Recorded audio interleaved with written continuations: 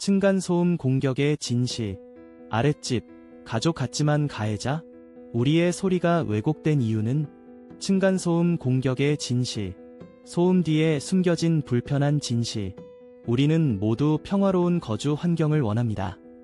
그러나 층간소음 문제는 많은 사람들에게 심각한 고민거리가 되고 있습니다. 아랫집의 정막 속에서 들려오는 소인 혹은 윗집의 끊임없는 발걸음은 우리가 원하는 삶의 질을 크게 저해할 수 있습니다. 하지만 이러한 소음 뒤에는 우리가 알지 못하는 사실들이 존재합니다.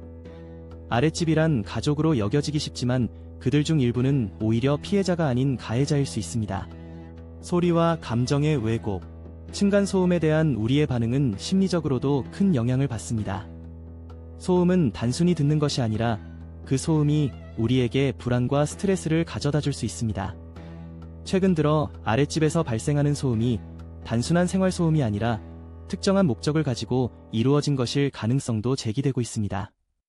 이러한 조작된 소음은 일상에서 소음에 대한 감각을 왜곡시키고 피해자에게 심리적 고통을 가합니다. 조직 스토킹의 확산.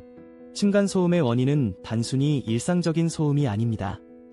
최근에는 아랫집이나 윗집에서 특수장비를 이용해 피해자를 괴롭히는 경우가 늘어나고 있습니다. 이들은 소음 속에 불쾌한 말을 섞어보내며 피해자를 지속적으로 괴롭히는 행위를 하고 있습니다. 이와 함께 거리의 냉담한 목소리는 주거와 같은 상스러운 욕설로 가득 차 있으며 이는 가해자들의 지시 아래 이루어지고 있습니다. 조종당하는 가해자들. 가해자도 무작정 괴롭히는 존재가 아닙니다. 이들은 어떤 형태로든 이미 조종되고 있는 피해자일 가능성이 큽니다. 주변에서 발생하는 속삭임과 조롱은 단순한 괴롭힘이 아니라 사회 전체를 통제하려는 시스템의 일부일 수 있습니다. 우리가 주목해야 할 점은 조직 스토킹에 연루된 이들은 전혀 상관없는 일반인일 수 있으며 그들도 또한 이 시스템의 피해자일 수 있다는 것입니다. 뇌파 생체 실험과 전파 무기. 이어지는 내용은 블로그 게시물에서 확인하실 수 있습니다. 게시물 링크는 더보기란 또는 고정 댓글을 참고해주세요.